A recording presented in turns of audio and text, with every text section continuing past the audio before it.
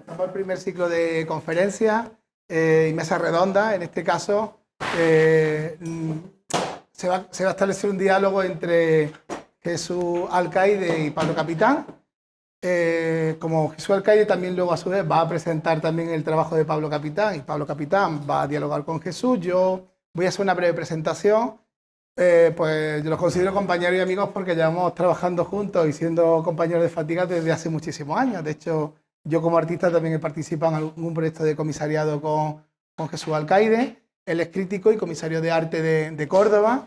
Y bueno, pues datos así a reseñar, en el 2010 y 2011 estuvo dirigiendo el ICAS de Sevilla y ha dirigido proyectos que a mí me han entusiasmado mucho, como el comisariado de la exposición Agustín Parejo School de Centro de Arte Contemporáneo, Rock My Illusion de la Fundación Rafael Botí y proyectos, bueno, entre ellos muchos que están muy vinculados a toda la estética y a todo el concepto del trabajo o la estela que abarca la Galería Art 9 y digamos todas esas vertientes que hablan de esa nueva escultura, que es un poco también de lo que hoy vamos a dialogar, esa nueva escultura, que es el motivo por el que Pablo Capitán ha sido el artista, digamos, que ha dado punto de salida al hecho de que siempre en este proyecto haya un artista invitado.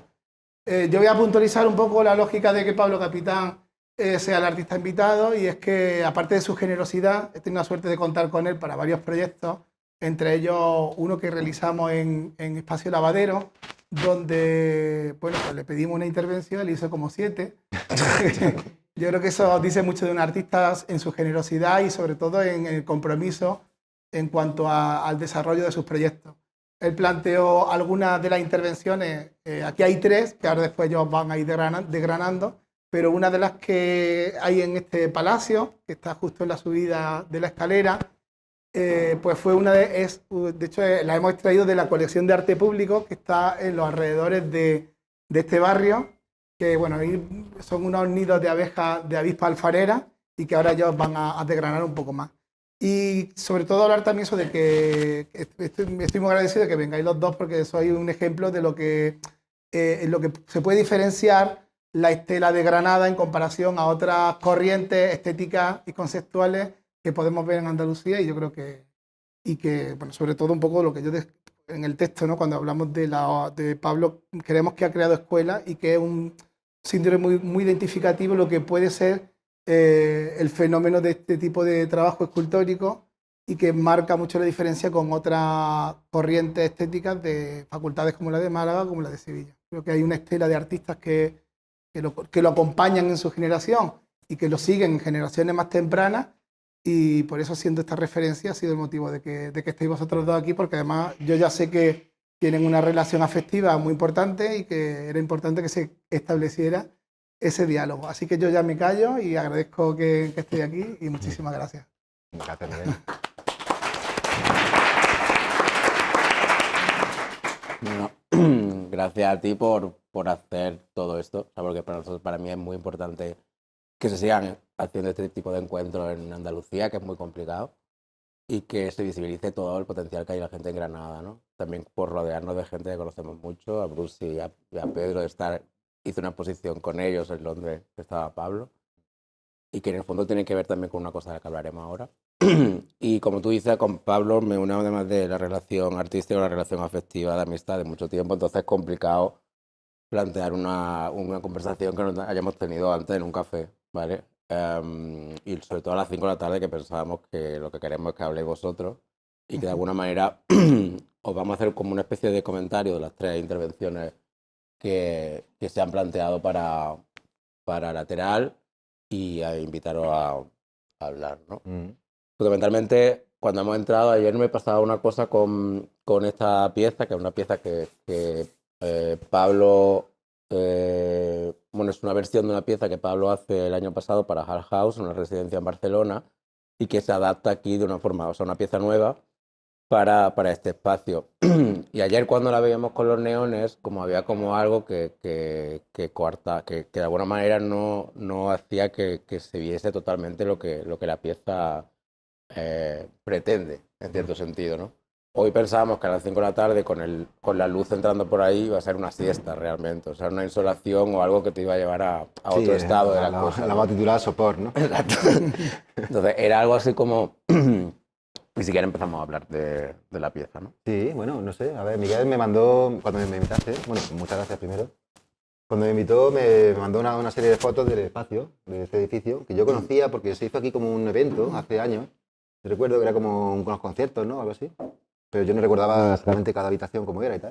Entonces, cuando mandó el lateral, o sea, todo lo que es el ventanal este lateral, que no sé si se llama así lateral por eso. No. No. Vale. ¿Por qué se llama lateral? Se llama lateral porque se entiende que todos somos como partes de algo, de una construcción grande, ¿no? Los costados de una estructura, la idea de estructura, y por eso somos laterales, porque al final somos como elementos que están construyendo algo grande, ¿no? Como una periferia sin centro, ¿no? Una cosa así. Sí, o los elementos que sostienen, los laterales que sostienen una forma, ¿no? Que también es un poco el encuentro de espacios laterales de Granada, claro. Bueno, pues nada, entonces me mandó una serie de fotos del edificio, del patio.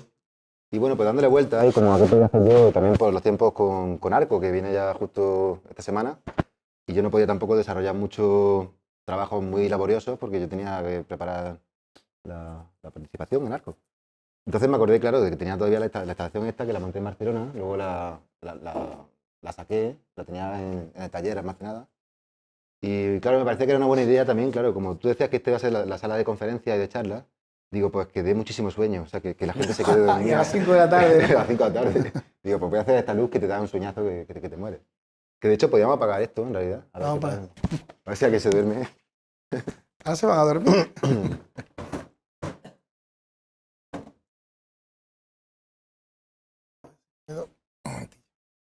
Voy a quitarle aquí. Yo realmente... Mucho mejor. Sí. Bueno, el cámara nos va a matar, pero bueno. Un audio, ya está. Y hay algo en la pieza que yo creo que es una constante dentro del trabajo, que es la relación con la naturaleza. La relación con un elemento natural. Sí, bueno, proceso, o sea, una base natural, o sea, un material natural, entre comillas. Se llama bastante impredecible porque la resina de pino estos son como 70 kilos de resina de pino. Y está mezclado con detritus, o sea, con restos, pues, colillas de cigarro, trozos de cúter, tornillos del taller, plumas de paloma. Bueno, es una especie como de vidriera, ¿no? Como una especie de rosetón de catedral, pero llevado a un nivel profano, pues, mucho más prosaico, ¿no? Mucho más anecdótico. Te fijas y realmente es como una vidriera de un espacio sacralizado, pero llevado a otro, ¿no? A otro tipo de dimensión, más empática, más sin pretensiones de... Bueno, eso sí, como de transferencia, ¿no? O religiosa o lo que sea. Y bueno, pues nada, entonces se planteó como tres intervenciones. Esta de las ventanales, luego en el patio hay una instalación que replica esta, que son una especie como de enjambre de trampas de mosca. Algunas trampas de mosca son reales, son de un rastro de ahí de la Zubia, y otras las he hecho yo ensamblando elementos que ya construían el relato o la espoleta, ¿no? El artificio de una trampa de mosca, pero no funciona. Y bueno, esas son las que van suspendidas y claro, tiene debajo, en el patio, una especie como de plafón de hierro forrado de resina de pino, que tiene como esta connotación como eso, como untuoso, ¿no? Como pegajoso, como de trampa, ¿no? Como de cosa que toca y ya te quedas pegado. Y hacía como un juego muy chulo entre la réplica de luz con la trampa de mosca. La trampa de mosca funciona porque la trampa huele el cebo, entra a la luz y ya no sale de la luz, se queda en la luz. Ahí había la conexión con lo que decía cuando hiciste la exposición en Scan, había unas trampas, pero de Sí. cuerpo humano. O sea, eran realmente trampas las que te estaba hablando de... Y es como también tú... Me acuerdo que en ese momento me hablaba de la escultura como una trampa, que es lo que decía Teiza. Sí, bueno, Teiza hablaba de eso, pero ha sido una tradición que decía, es como una dimensión del proceso del arte, ¿no? Que decir, hay un juego en el que de repente entras ahí y te quedas ahí, dando vueltas.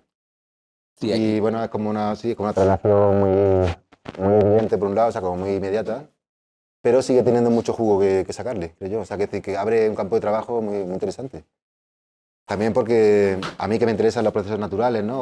O mecánicos, pues una trampa no deja de ser una contención de energía que se libera a poco que un animal o lo que sea active esa ese pequeño equilibrio que hay entre un objeto estático y un objeto que desarrolla un acción, ¿no? un comportamiento y te atrapa.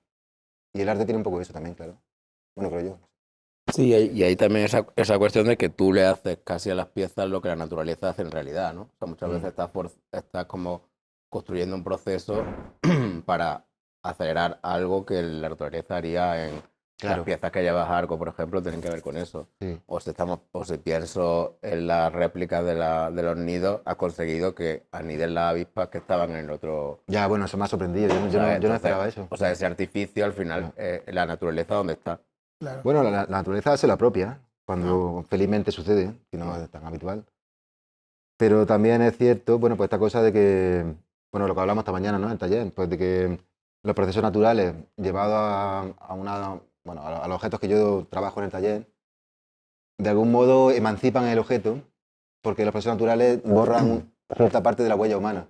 Entonces, de repente, como que se reintegran otra vez en el mundo y la huella del autor no es que desaparezca, pero sí que se baña ahí dentro, se queda sumergida. Y eso a mí me fascina mucho. Bueno. Y luego también es curioso, o sea, cuando tú has hablado de escuelas o has hablado de una diferencia respecto a otros lugares, al menos en Andalucía, obviamente en Sevilla no hay un poder de la escultura como aquí en Granada. No sé también, o sea, en qué momento esa formación a ti te ha llevado a esto. O sea, de qué manera hay algo en la facultad que sí o ha ido construyendo a muchos. O sea, estoy pensando en ti, estoy pensando en Álvaro. O sea, como artistas en las que la escultura es fundamental, mientras que en otros, o sea, la escuela de Sevilla es no se ve, pintura, ¿no? directamente y no se ve. Y aquí realmente sí ha habido una cuestión de proyectos y de procesos que han derivado de la escultura. Sí, bueno, yo creo que ahí hay dos cuestiones, ¿no? Por un lado, que en Sevilla, como tú pones el caso, la escuela de pintura es muy fuerte, es decir, marca mucho una tradición histórica.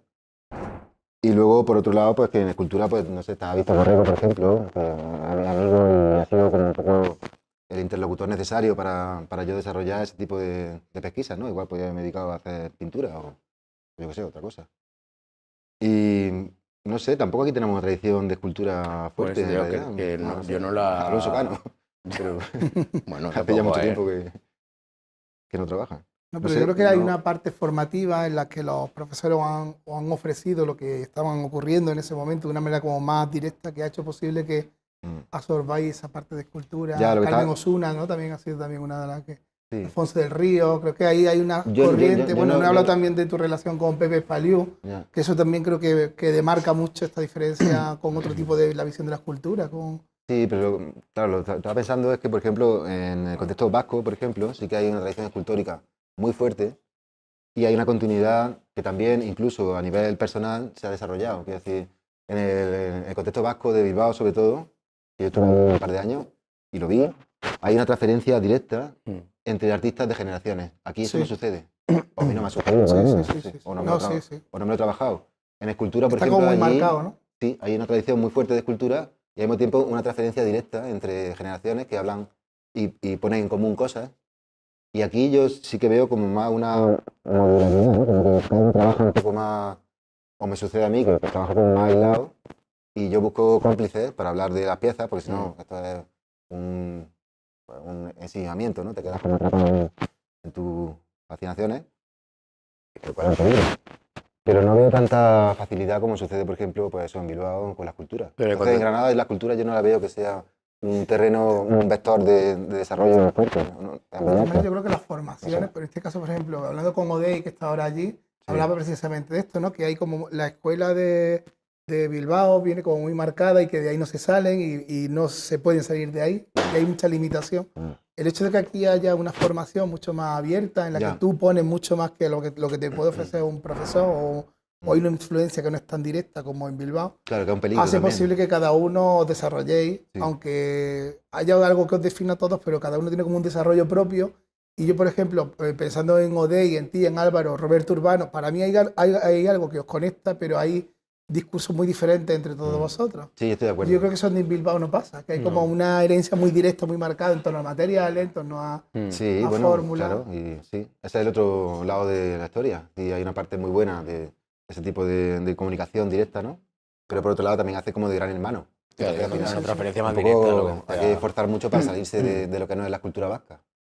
Y hay clichés, claro, o sea, hay lugares comunes. Es un peligro, claro. Bueno, estas son las dos variantes. Sí, aparte Badiola, por ejemplo, decía que actuaban como cuadrilla y sigue pasando. O sea, cuando la generación posterior de John Miquel, etcétera, pero es otra cuadrilla y la generación en la que está ahora mismo Day, que es otra diferente, se construyó como otra cuadrilla. Bueno, y Sacha, Jauregui, claro, por eso Sacha, Juni Crespo y exacto. mucha gente, claro. Entonces, son otro tipo de cultura que les sale mucho matar al padre, que ya lo mataron 25 veces a Oteiza, ¿no? Pues ahora tienen que matar a Badiola y ahora tendrán que matar a John Miquel, etcétera, etcétera.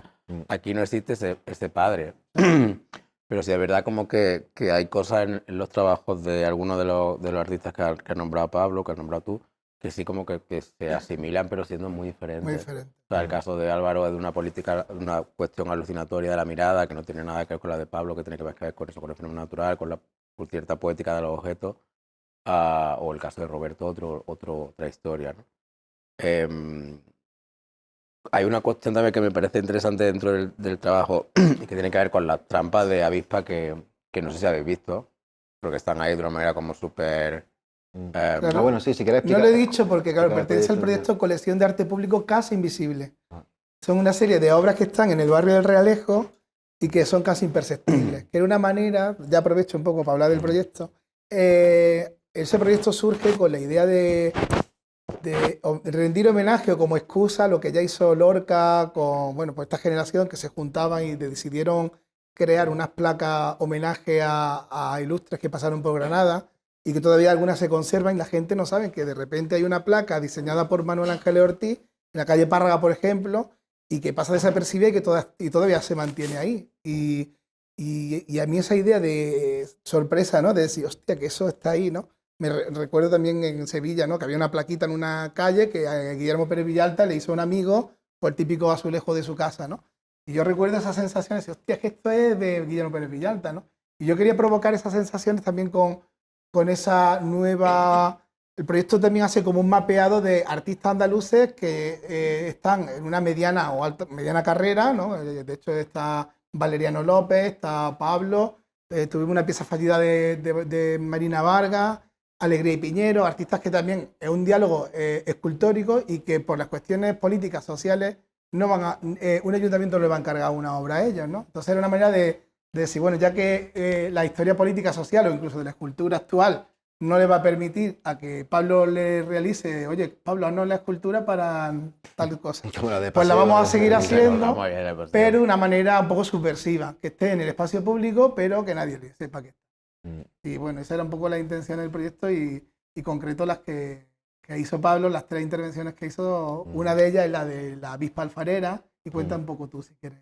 Bueno, pues estuve investigando con un amigo que es arqueólogo y resulta que ese barrio era conocido como Bab Alfajarín, que era el antiguo barrio del alfarero, de la alfarería, porque ahí se cogía el barro del cauce de Genil y se sacaba y había hornos y bueno, la Edad Media, ¿no?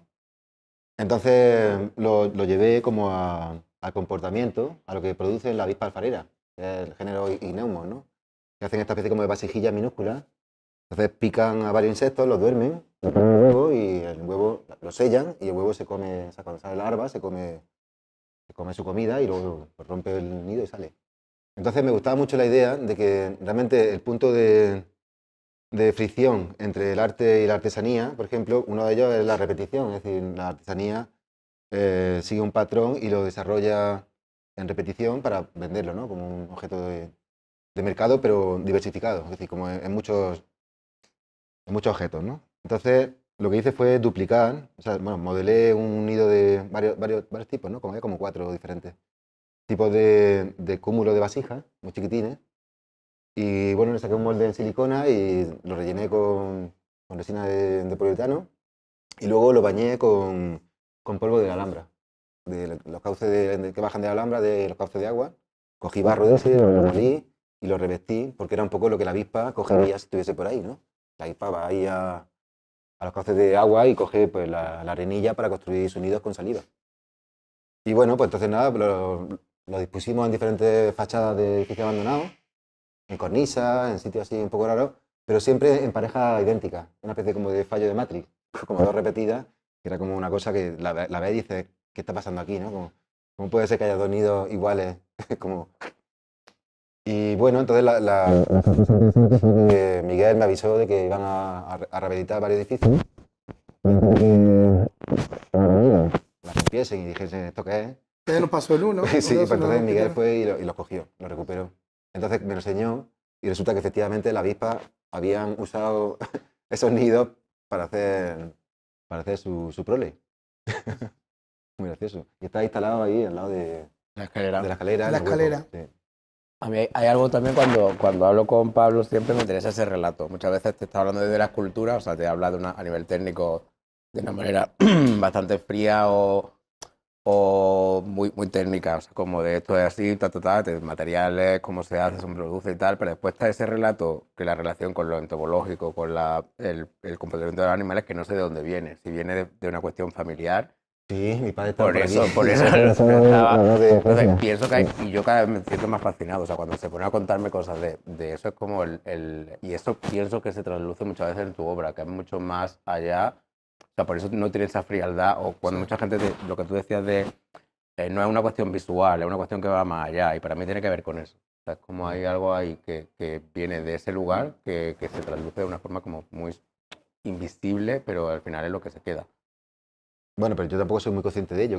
Ya, pero te lo digo yo como Pero, espectador. Yo desarrollo con mis intereses y van por un lado y se acerca más al arte, se puede acercar más no, pero a la etología, por ejemplo, ¿no? Exacto, al estudio comparado de las conductas animal y humana. Efectivamente, ahí hay algo que cuando lo de las trampas, o sea, para mí era eso, era como que tú conozcas el funcionamiento de una trampa de animal, lo traslade ahí y se convierte en una cultura que para mí era brutal, tenía que ver con que tú conocías muy bien ese territorio, cosa que en otros contextos de escultores a nivel nacional no ocurre, ¿no? O sea, hay como, ya te digo, que a mí lo que se acomodan en una técnica, tiene una parte de investigación que bueno, a ver, las capacidades, es decir, los estilos son infinitos y cuanto más sea arte, mejor. Es decir, sí, que hay otra gente que viene del lenguaje, de la cultura, de la poesía y tal, pero que a mí hay algo que si hay algo que tengo que ver desde el principio en tu trabajo es esa relación con lo natural que está aquí en las tres y que de alguna manera vehicula tu manera de trabajar. O sea, es cómo te puede llevar eso que yo te digo que ocurre de forma natural y de pronto en la escultura se convierte en poesía, se convierte en otra historia. O sea, para mí es como, ¡buah! Bueno, quizás también porque la poesía puede ser... la avispa. No, quiero decir, trascender la dimensión humana e intentar acercarse a todo lo que no somos lo humano, ¿no? Quiero decir que es como un gran abismo, ¿no? Como de reconciliación, ¿no? No sé, son las 5 de la tarde. Preguntas, venga, conversación. Venga, sí, bueno, y a nivel técnico, ya claro, ahí lo flipamos, porque de repente quiero hacer baldosa hidráulica. Se pone y la hace. Eso también, eso no lo hacen todos los escultores, que al final acaban. A ver, que sí, los escultores hay una parte de investigación, pero yo creo que tú vas siempre más allá, que eres muy inquieto en ese sentido y siempre... Bueno, es que claro, a mí lo que me gusta es sentir el vértigo, ¿no? La sensación de pisar como nieve virgen. Entonces, las técnicas para mí son nieve virgen. De repente me entusiasma pues, eso, investigar y comprar una prensa hidráulica y saber cómo se hace la baldosa hidráulica, por ejemplo. Y así es como realmente me lo paso bien. O ir al rastro y de repente estas trampas vienen del rastro de la Fobia, que lo he descubierto hace poco. Y era un rastro alucinante, súper cutre, como tiene que ser un rastro, con mantas por el suelo y objetos arramblados. Y pues vi varias, las compré, y de ahí vino una pieza, pero que vino improvisada. Y me sucede últimamente que cada vez más las piezas que voy trabajando... ¿Te buscan a ti más que tú a ella? Pues sí, me la encuentro por el camino y eso es un placer, la verdad. Pero eso sí ha pasado mucho, o sea, por tu relación con los anticuarios y por tu relación con los sitios de objetos usados. O sea, es como que encuentras en esos objetos y otro tipo de lenguaje, otro tipo de historia. Bueno, también es como salirse del relato, o sea, de la construcción narrativa, que es uno de los grandes peligros de la cultura. Es decir, si te sale demasiado evidente lo que está metido, pues para eso mejor escríbelo, no haga una cultura, que es más cara, también, más lenta, ¿no? Claro. Y el coñazo. Y además se rompe. Pues lo escribes y ya lo tienes ahí dicho. Es decir, la literalidad del relato en escultura es un peligro, bueno, en arte. En escultura sobre todo, es un peligro muy presente, creo yo. Sobre todo en ciertas etapas del desarrollo creativo, creo, me parece a mí. Y bueno, pues eso. Entonces, todas estas cosas que te encuentras por el camino, de algún modo, te anulan un poco tus pretensiones de contar. sino que simplemente te lo encuentras y tienes que enfrentarte a que el objeto no te va a aceptar como amo. No puede ser el ejecutor de un sentido, de un significado, porque en realidad no lo hay. Entonces, pues el objeto te devuelve la bofetada. Qué bueno. Eso está muy bien. Que suceda. Bueno, no sé. Preguntas. Bueno, y voy a decir ya una cosilla, aunque no sé si se puede decir, pero bueno, él ya es uno de los artistas, o sea, de los escultores, creo que del panorama escultórico nacional, con premios como el de como el Premio de Arco del 2021, pero aparte de eso también produce para otros grandísimos escultores que pueden estar al mismo nivel o un poquito más, pero vamos, para mí es el mismo nivel, ¿no? Como el caso de David Bestúe con la exposición que hizo en Reina Sofía, ¿no? Que eso mucha gente no lo sabe, pero claro, David Bestúe es un grandísimo escultor, ya os digo, también de ese nivel, y delega en Pablo esa parte de producción o coproducción de piezas que encierran también esa poesía y esa magia, y eso también es importante que la gente sepa también, que yo creo que también es un acto de humildad por tu parte el de trabajar mano a mano con un escultor a ese nivel, y sobre todo el resultado de las piezas que yo pude ver allí, a mí fue una de las exposiciones que más me llegaron, ¿no? Si quieres contar un poquillo ese proceso de producción con otro artista que también es interesante, ¿no? Sí, bueno, yo me he pasado muy bien con David y con Julia Espínola, que también para mí está como en un referente no solo nacional, sino gente realmente buena, o sea, cabeza brillante.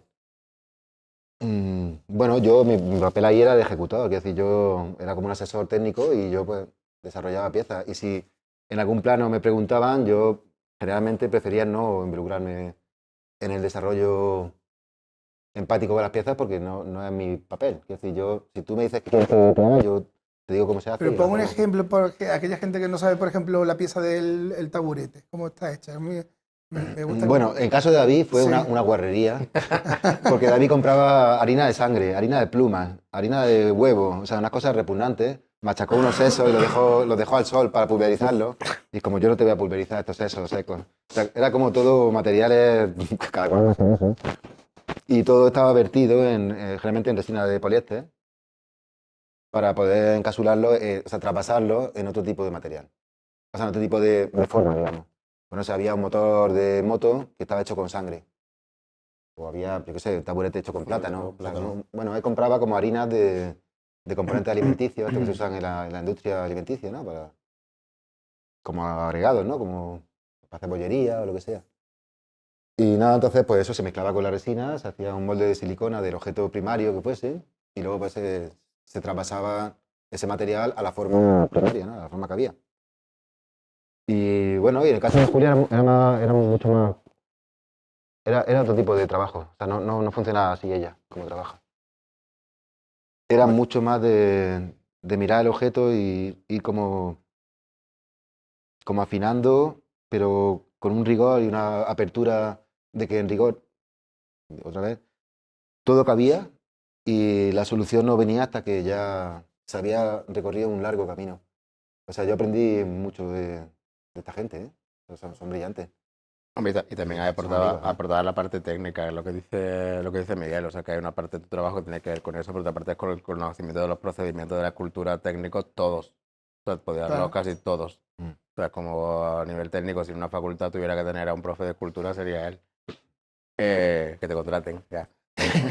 Dicho que... Entonces, hay otra cosa también que me parece interesante cuando has dicho que el objeto muchas veces te lleva a eso. O sea, la pieza del patio está hecha a posteriori de ver tú el lugar. O sea, como tú conoces el espacio y tienes ya... Pues sí, ¿no? Sí, fue así. Así. Yo esas trampas las hubiese comprado igualmente, porque son preciosas. Son trampas de hace como un siglo y pico. Y una de ellas, no sé si os fijáis, con la tercera, creo que contando por abajo, tiene todavía como la melaza que se puso originalmente para capturar las trampas hace un siglo. O sea, las trampas, las moscas. No sé, esa transferencia del objeto a esto, pues saltó, pues no sé, tú me mandaste las fotos de los espacios, vine a verlo y ya pues un poco la cabeza va como construyendo, aunque tú no seas consciente, pues yo me he estado trabajando con las piezas de arco. O sea que no estaba tampoco muy volcado aquí. Pero bueno, ya mientras iba haciendo la ventana, ya tomé la medida y tal, y ya la pieza del patio como que ya ella sola iba como encontrando un poco el camino de manifestarse, ¿no? Y hay también como una cuestión de relato. Ya hablamos de la expo que hiciste para FACBA en Santa Fe, o sea, esos 3 espacios, y un poco también está como en esta cuestión. O sea, yo pienso que hay como una especie de relato ahí extraño que ha surgido. Sí, hay como un actor de lineal, ¿no? Pero ha surgido de una forma como, no sé si, por eso te preguntaba si la pieza de las trampas de posterior o lo tenías pensado ya para otra cosa. No, se me ocurrió sobre la marcha. Pues es como esa cuestión de la trampa en las dos me parece como interesante, en las 3 incluso, que es como la cultura como artificio. Sí, también por el material, ¿no? Que decir, las trampas, las tiras que cuelgan, que son como las trampas estas pegajosas, que son como una tira que se desenrollan, esa resina que tienen forrada, las que cuelgan, está mezclada con vaselina. Entonces no son como este tipo de resina que está seca. Esas son pegajosas. Está húmeda, ¿no? Sí, como pegajosas. Y también era como una cosa interesante, porque bueno, en Sevilla hace una semana, un par de semanas, hice como una intervención que se llama, era como una esquina de pasta cicatrizante. Tiene que ver con esto porque la pasta para injertos, para hacer un injerto, para que no ataquen los bichos, para que no se pudra, pues lleva resina de pino, bueno, tiene mucho uso la resina de pino. Entonces, pues una pieza que yo hice para Santa Fe, como por eso me he acordado, que era una esquina de pasta cicatrizante, o sea, era como una esquina entre 2 muros, como si realmente hubiese una herida vivencial, ¿no? O sea, decir, el espacio es una vivencia, o sea, son cuerpos expansivos que tenemos un cuerpo físico, pero hay cuerpos, ¿no? que ocupan espacios, claro, como las ciudades, cómo se ocupan.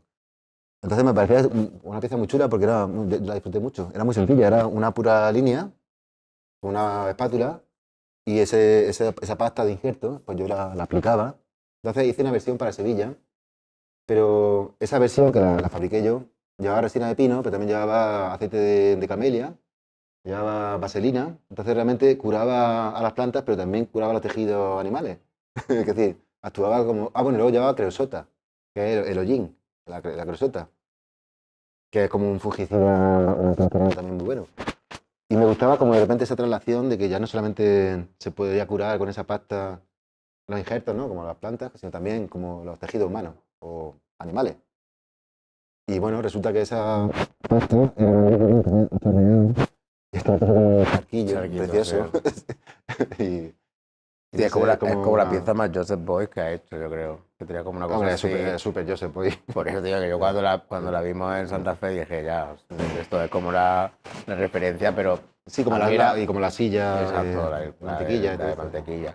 Pero sí que había ahí como en esa... Y hoy lo hablábamos, o sea, que muchas veces los espacios te determinan muchas veces no, todas. O sea, para mí... Siempre lo digo en las clases de comisariado, que es que el que no haya visto un espacio no sabe comisariar. O sea, otra cosa es decorar y poner cosas en las paredes, ¿no? Pero tienes que ser consciente de que el espacio es un protagonista importante. O sea, el espacio comisaría, de igual que la obra, no tú. O sea, hay otra cosa. Yo estoy totalmente accesorio. O sea, pero la obra y el espacio es lo que hace que se creen afectos entre ellas, ¿no? Y ahí era maravilloso, y cuando pasó aquí lo mismo, o sea, cuando Miguel me enseñó el espacio hace como 2 semanas, 3 semanas. Sí, antes de empezar. Y después he visto eso y he dicho, joder, claro, obviamente ahí hay como una decisión final que es como el espacio determina mucho la manera en la que tú te acercas a él, ¿no? Claro, totalmente. Como intervenir con un objeto, ¿no? Como de alguna manera ser como... Pues eso, como de alguna manera darle otro protagonismo. Y pasa con de la misma forma con lo de la avispa, o sea, al hecho de tú también nombrar o de alguna manera señalar ciertos lugares, no eran cualquiera. Ah, no, claro, había que buscar como los lugares descompensados visualmente, es decir, no, claro, no se podía frontalizar porque te cargaba la pieza. Claro. Una avispa no elige el sitio más visible, elige un sitio accesible, pero al mismo tiempo que se diluya un poco en la arista, en la esquina, claro, ese tipo de cosas. Estrategia de naturaleza, claro. Bueno, no sé si tenéis preguntas o queréis intervenir. O que echan la siesta, que la luz. O también queréis, hay un sofá y es buenísimo. Yo quería hacer no sé si una pregunta o una apreciación sobre el trabajo de Pablo, que es algo que me intriga a mí conociendo tu obra, y es su aproximación al material y a la forma. Y la cuestión es la siguiente: hay veces en la que el trabajo trata de como estirar las propiedades de determinada materia o determinada en materia prima o algo así, y tratar de buscar los límites, unos nuevos límites de esa materia. Pero hay otros trabajos en los que te interesa a lo mejor la trampa al ojo y tratas de pretender que una materia es otra materia. Y entonces es como dos límites de una producción en la que lo auténtico, de buscar la pureza del material y demás, prima y la forma a lo mejor entra de forma secundaria, hasta otro tipo de trabajo en el que la forma es lo importante y hay determinado tipo de concesiones a ese tipo de trampantojos y de ilusiones, ¿no? Que a lo mejor la materia parece otra. No sé, me interesa mucho esa dicotomía en el trabajo y no sé si podía elaborar un poco sobre eso. Pues sí, claro que lleva razón, Pedro. Sé que esas dos cosas suceden al mismo tiempo. Es decir, mi obra, pues lo mismo, no sé, lo de las hojas de tabaco, estas como pintadas con óleo, que son como La fuga ebria. un estarcido. La fuga ebria. La de las botellas, que están como combinadas, que parecen vidrio, pero son resina. Sí, y luego pues las piezas de los mármoles que llevo ahora, no sé qué, que vuelven otra vez como a estado natural, ¿no? Como, pues no sé muy bien, o sea, quiero decir, no sé muy bien qué es lo que yo podría decir sobre ello, quiero decir, me van saliendo. Pues si me divierte una idea, pues tiro por ahí. Yo creo que es más, tener como las manos enfangadas, ¿sabes? Que al final o tiran por un lado o tiran por otro, no sé si habría un camino medio o un camino terciario, pero es que es lo más divertido para mí. Y si no, pues me pongo a hacer muebles para mi casa. Yo lo veía en las obras que tienen art situations, ¿no? Que son obras de cartón, pero hay toda una experimentación material en la que intentas pretender que son mármoles, ¿no? Y hablas un poco de, yo creo que también cierta referencia a historia del arte, a arquitectura, ¿no? De esos simulacros de pobres, podríamos decir, de mármoles y demás. Por un lado, esa obra, y por otro lado, por ejemplo, lo que hiciste para Cerveza Alhambra, en lo que se trataba de buscar un nuevo material de cristal que fuera magnético. Hasta que rompiese casi. Hasta que se rompiese, exacto. Llevarlo al límite. Es súper interesante porque formalmente son muy distintas las obras, pero al final siempre hay esa investigación material, pero una va por un lado completamente relacionada con el ojo y otra va casi con la cabeza, ¿no? De intentar pensar en cuáles son esas propiedades, ¿no? que tiene el material. Claro, porque hay algo muy interesante, claro. Transparencia, otras cosas. Sí, es que hay algo muy interesante ahí, y es que si sigues una línea recta, tanto en pensamiento como en técnica, llega a un sitio que no te esperas, eso es cierto. No sé si me explico bien o estoy simplificando demasiado, pero es que es cierto, o sea, que una línea recta, en un pensamiento desde lo ridículo, te lleva a una idea que por supuesto no es la que tú contabas. Y eso es interesante, pues te saca de ti, sí, te abre otro. Pero también con la técnica, es decir, la técnica lleva a un punto, pues, por ejemplo, ahora pues, he hecho una serie de mármoles y lo he sumergido en ácido. Entonces el ácido ha lamido como si fuese un caramelo que chupa y te corta el paladar. De repente una vetas la respeta y otras no, entonces de repente como que reconstruye el objeto en un ámbito casi geológico, ¿no? Que no te lo esperabas, porque ya la huella humana, lo que es el proceso mecanizado de la radial, ya no existe. La geometría limpia de las máquinas, ya no hay. Entonces de repente son objetos que están en un limbo extraño, porque son todos circulares, pero están todos en un limbo extraño en el que podían ser una piedra de playa de la costa, pero podían ser un perrito, ¿sabes? Una cosa así. Y a mí eso me interesa. Llevar una cosa como tan... Ahora se me cae encima. Sí, exacto. O sea, como... Se cae y se acabó la charla. Bueno, sí.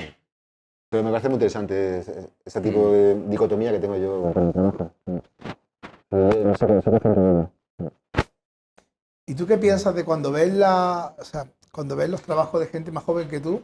¿Te sientes responsable? ¿Piensas que... O sea, ¿qué piensas? Me gustaría saber qué piensas. Yo no, para nada. Pero algo pensarás, ¿no? Bueno, hay obras que me gustan y obras que no me gustan. O sea, obras que me implican y obras que no me dicen nada. Pero también hay presencias que veo que están ahí y que van o que están ya haciendo cosas que a mí me interesan y me fascinan. Pero es que yo, a veces no sé si suena mal decirlo, pero es que no suelo mirar mucho la obra de nadie. Pero porque si miro la obra de alguien, de algún modo ya me quita fuerza para hacer la mía. Y es más divertido hacer la mía y encontrarse con la obra de la gente en directo, no mirar Instagram ahí como chorreón de imágenes que te consume, te fríe la cabeza. Y además, porque al final es que no sabes, pues eso, lo que volvíamos la nieve virgen, ¿no? Al final no sabes si estás pisando nieve virgen o estás poniendo la huella, y no es por una cuestión de originalidad supuesta o pretendida, es porque te lo pasas peor. Si tienes la sospecha de que estás ahí como con el ojo cansado de haber visto lo que ya te puedes descubrir tú en el taller por ti mismo. Entonces, tengo mucho cuidado con eso. Aparte que hay muchas esculturas tuyas que no funcionan a través de esa pantalla. Pero yo creo que tú y yo Y al contrario. Esto jamás, o sea, jamás tienen el mismo sentido que si te haces una foto. Ya. El caso de la del imán, o sea, es lo mismo. O sea, tú tienes que tener una relación con el objeto directa. Bueno, es que una de las cuestiones fundamentales es la escala humana. Es decir, el objeto mide un tamaño y tu cuerpo mide un tamaño. Con lo cual, la relación esa es insolayable. Si no estás delante del objeto, la foto puede estar de puta madre, pero no estás viviendo la asistencia mutua de esa cosa y tú. Pero incluso ahí está lo que decía Pedro, o sea, el trampantojo, o sea, la trampa del ojo, que el que viera la fuga ebria se pensaba que eran botellas de esto cortadas. O sea, si no tiene contacto directo y no ves que directamente una resina, pues estás perdiendo la mitad del trabajo. O sea, que ahí va la historia. Entonces, eso es algo como que tú como escultor huyes de eso. O sea, hoy me decía, la fotografía a mí me funciona regular. O sea, hay como una serie de trabajos fotográficos, de procesos, que o no se han entendido o de alguna manera hay como algo que te sientes más cómodo en otro lugar. Pero han existido. O sea, bueno, y a mí me interesa mucho. A mí hay proyectos fotográficos que me gustan mucho. O sea, a mí me interesa mucho, claro, porque te permite expandir el tiempo del objeto y desarrollarlo. Pues, la serie como de los petardos y las velas y todas estas cosas. Claro, o la Venus de Willendorf. Sí, o la Venus de Willendorf que se revienta por la semilla. Claro, te da un campo de trabajo que no te lo permite porque tiene ese tipo de temporalidades, ¿no? Pero bueno, no sé, ya no estoy muy en la foto últimamente, o sea, estoy más pues eso, haciendo objetos y trabajándolo, no sé. No. ¿Algún consejo para la gente que quiera entrar en el mundo del arte? Porque todas las opciones que estoy viendo son bastante complejas. Todas las opciones que estoy viendo son bastante complicadas. ¿En el mundo del arte te refieres a nivel? Me refiero a ser artista. A ser artista, a vivir de ello, te refieres. Económicamente, ¿no? Y profesionalmente. Sí. ¿Tú quieres? ¿Cómo? ¿Tú quieres? Sí. ¿Sí? No lo sé, como habéis preguntado, esa es la primera cuestión, ¿eh? O sea, la primera cuestión que tú realmente... ¿Se escucha? Perdón. La primera cuestión es que tú te lo creas y que realmente seas consciente de que quieres vivir de esto. Vas a ver que va a tener todos los problemas del mundo. O sea, no es una cuestión fácil, pero en esa complejidad está la chicha, ¿no? O sea, lo que dice Pablo, si tú realmente no te pones, estás con un proceso y realmente vas a esto, no. O sea, esa instantaneidad rompe con el arte. O sea, el arte es lo que te hace para realizarte eso. Entonces tiene que tener una serie de procesos y de trabajo de muchos años. Si no, ya habríamos tirado la toalla hace mucho tiempo. Pero tengo 46 tacos, ¿vale? Pero lo podría haber tirado hace 20, o hace 10, o hace 5, o ayer. Porque no es un mundo fácil. Y ya se supone que está como en un cierto... Y continuadamente está siempre en el equilibrio. O sea, para mí es un funambulista. O sea, es una cuestión de que tú tienes que estar siempre jugando con eso. Sabiendo que además la gente espera que te caiga. Y en esa caída muchas veces puede ser bonita. Entonces, como tú tienes que jugar con eso.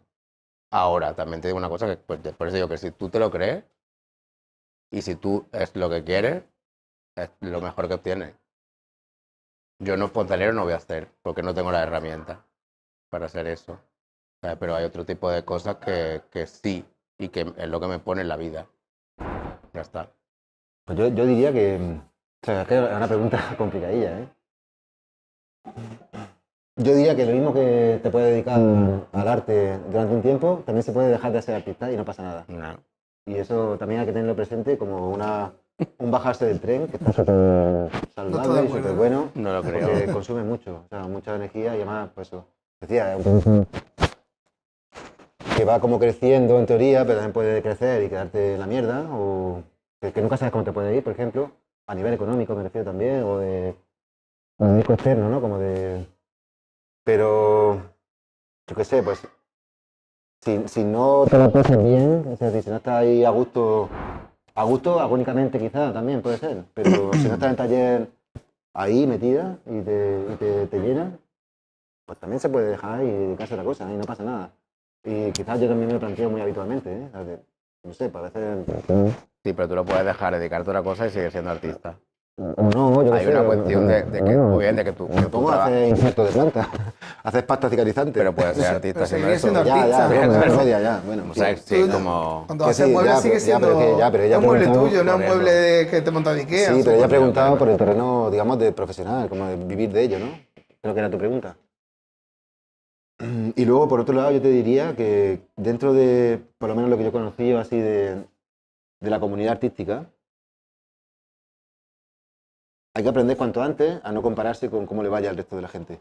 Porque puede ser una fuente de veneno. Te puede Bueno, y marcar la menos vida. fijándote en Instagram, ¿no? Que Y te tenga puede una marcar la vida, falsa... sí. Y además, como claro, no es un trabajo en el que tú no te dejes nada de ti, porque tú sí que metes tu espíritu en ello, ¿no? Tu vivencia, lo que sea. Es decir, una cosa empática y cercana, en la que tú vuelcas de algún modo tu vivencia de tu vida personal, que es la tuya.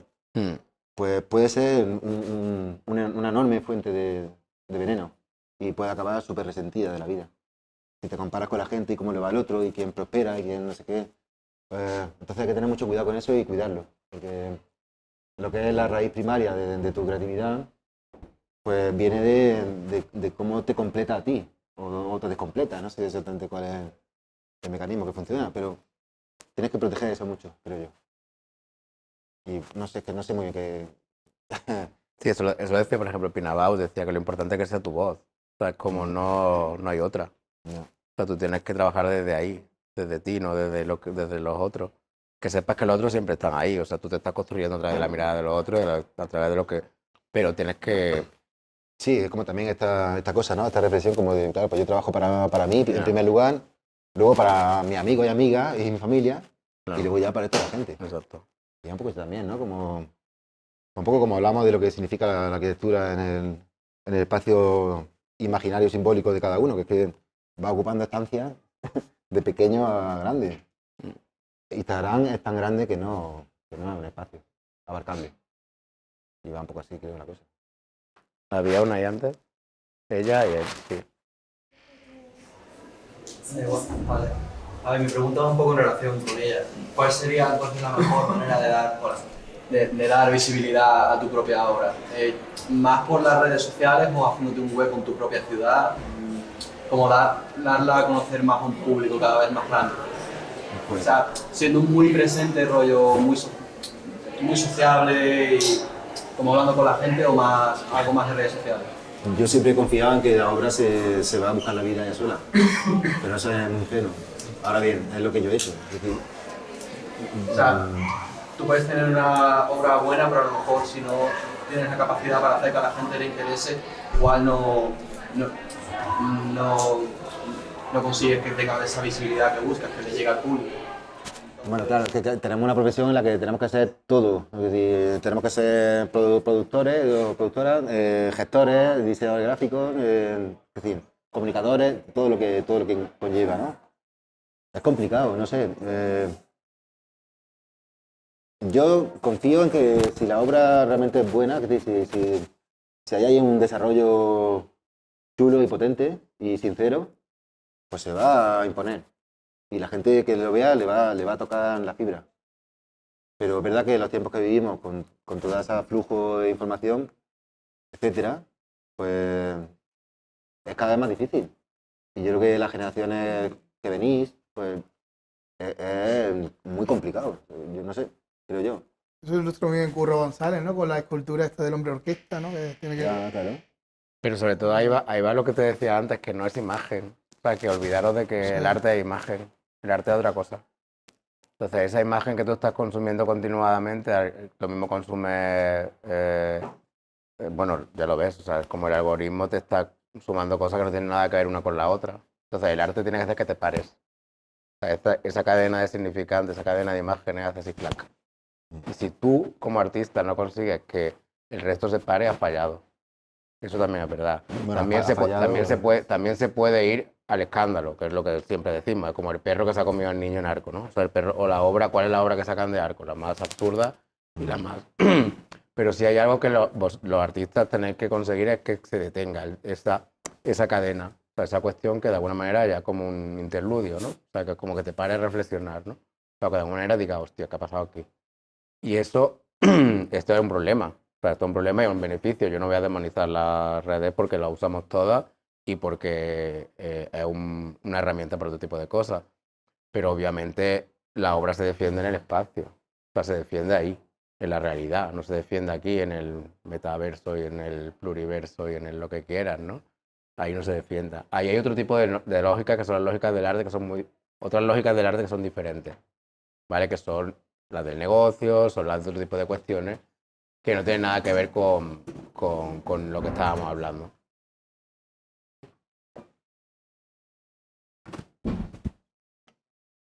Es verdad que ellos son una generación muy joven que parece que solo viven el arte desde esa...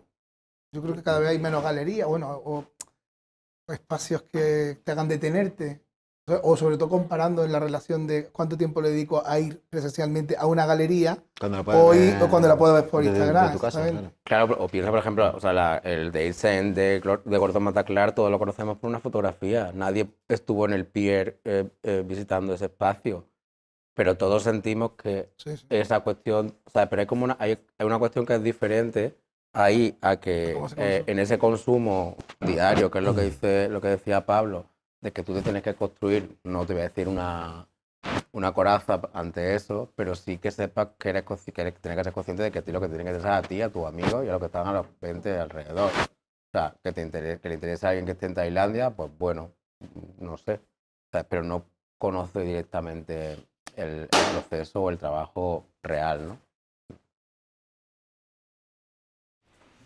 ¿Pero tú querías preguntar?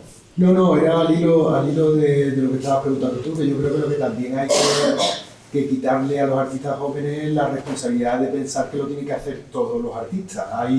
Para que funcione el arte contemporáneo, tiene que funcionar todas las partes del ecosistema. O sea y eso es lanzar romper una lanza por lo que estáis haciendo hoy aquí con Lateral, porque al final se trata de encontrar una audiencia para ese trabajo que estás haciendo y para eso comisarios, galeristas, ferias de arte, todo eso al final es lo que se necesita para encontrar esa audiencia.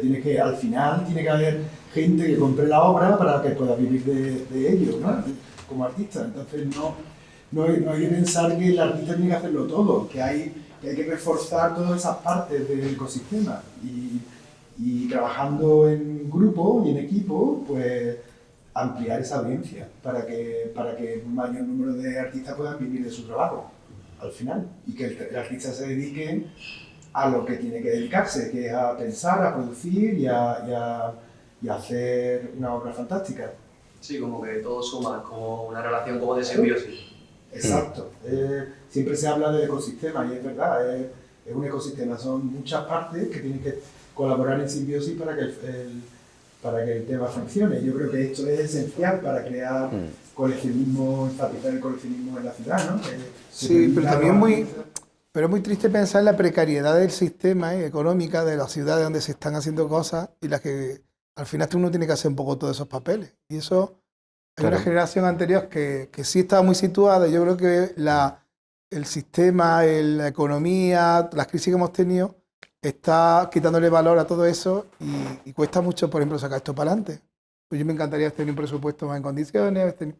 Todo al final es como tiramos para adelante porque queremos que parezca y que sea, pero es una pena que la precariedad no deje que esto sea precisamente lo que tú dices, que es buscar que cada parte tenga su lógica y nos hubiese encantado pues, tener un equipo profesional, que los que están son buenos, que se hubiesen encargado de comunicar y que estuviesen aquí 500 empresarios, 50 empresarios de Granada, que de alguna manera invirtieran en arte. Pero eso es un proceso también de educación y es una cosa lenta, pero que hay que hacer... Bueno, quien dice empresarios, dice instituciones públicas, a las que hemos llamado y bueno, hay que agradecer a las que están, pero también hay otras que no están. Y hay otras a las que no hemos dicho, oye, ¿qué pasa aquí? Y bueno, hay otras que pueden haber puesto más guita. Exactamente. Que están, pero No, están, pero de una manera como muy, vamos, ¿entendéis? Que no, que realmente tiramos para adelante porque tenemos mucha ilusión. Y creo que esto es un poco el síntoma de esta generación que al final tiene que tirar, no pueden producir en condiciones porque no tienen sitio para almacenar, ni tienen sitio en el que se pueda vender su obra, no hay gente que le compre ese tipo de escultura, por ejemplo, que yo lo veo en lavadero, porque al final no, los sistemas están bien para exhibición, pero no hay lo que dicen, no hay una cadena que promueva que esto tenga un sustento económico. A ver, esa precariedad, obviamente, hablando desde un contexto como el andaluz, lo sabemos todos, o sea, hay cero ayuda y las que hay son imposibles de justificar, nunca mejor dicho, como en diferencia de contextos como el vasco o el catalán, que tienen mucha más ayuda. Pero a mí pensando en proyectos, en procesos como los de los artistas de los años 60, que tenían un cuerpo, una cámara y un estudio, ahí está esa cosa. O sea, es como tú obviamente sabes que tienen una precariedad ya laboral desde que entras en primero de carrera o desde que estás haciendo, pero ahí está lo que te tiene que dar el arte, que es esa capacidad de crear desde un obstáculo y desde un error, ¿no? Muchas veces como la creación es un error tras de otro. O sea, falla una vez y falla mejor, siempre. No es como... Por eso hay una cuestión ahí del éxito que me parece complicado cuando se habla de un artista, ¿no? Que es como de, bueno, ¿qué considera éxito? O sea, por ejemplo, hoy Pablo me decía, es que yo quiero que en mi obra haya como una especie de incertidumbre, una cuestión casi de error. O sea, hay cosas que están muy relamidas, hay cosas que es como de fuck. Y es como muy de escaparate de Zara, ¿vale? Pero es que eso no es escaparate de Zara, no es una exposición. Entonces vamos a dejar de trabajar para escaparate de Zara, o sí, pero vamos a hackear los escaparates de Zara. O vamos a hacer otro tipo de cosas. Pero el mundo del arte no es ese. O sea, la belleza, esta que se entiende desde lo bonito, desde el diseño y tal, el diseño, no es el arte. Son dos cosas muy diferentes. Entonces, para mí no... O sea, yo siempre cuando los alumnos me dicen, es que no sé qué sé cuánto, mira, digo, Bruce Nauman tenía un estudio, pintó 4x4, una cámara y se puso a hacer la vuelta en torno a ese cuadrado. Y una de las piezas clásicas del arte conceptual. ¿Eso es CAR? ¿Qué necesita? Claro. Que va de aquí a aquí. No sé muy bien cómo plantear la pregunta, pero como antes has dicho que a ti no te gusta tanto mirar la obra de otros artistas, pero has estado trabajando con uno y has dicho que te has enriquecido y has aprendido mucho de ellos. Nosotros, estudiantes, que no tenemos tan fácil trabajar con otros artistas, nuestra forma de verlo es a través de redes o de internet o a través de charlas como esta, que podemos tener una herramienta más así. Pero luego no sé cómo plantearlo. En plan, al final los referentes te ayudan a tu producción, pero no queremos adaptarlos y como quedarnos solo con la idea de eso, pero muchas veces pasa, ¿no? Que eres un artista y te quedas solo con la forma de trabajar que tiene él. No sé si es más fácil, si como lo ves tú, si lo ves, te quedas con la parte de cómo trabajan artesanalmente, entre comillas, y no tanto con la parte conceptual, para llevarte ese enriquecimiento sin que eso se coma como tú trabajas, tu metodología y como tú creas y tu concepto a la hora de trabajar. Bueno, a lo mejor lo he hecho fatal. No, está muy bien la cuestión.